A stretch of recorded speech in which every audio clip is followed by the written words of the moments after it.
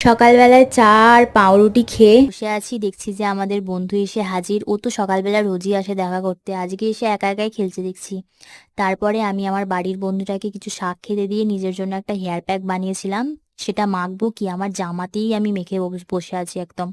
মা তো তারপরে আমাকে খুব বকেছিল যে তুই জামাতেও মাখছিস আবার নিজেও মাখছিস মেখে। তারপরে দেখছি যে স্নান করার পর আমার চুলটা কতটা শাইনি শাইনি হয়ে গেছে। তারপরে একটা সিরাম মেখে তারপরে দেখছি যে শীত না পড়তে পড়তে এখনই স্কিনের অবস্থা এমন, সঙ্গে সঙ্গে একটা ময়শ্চারাইজার ইউজ করলাম, সেটা আমার মা এনেছিল নতুন একদম, গন্ধটা খুবই সুন্দর যাকে বলে।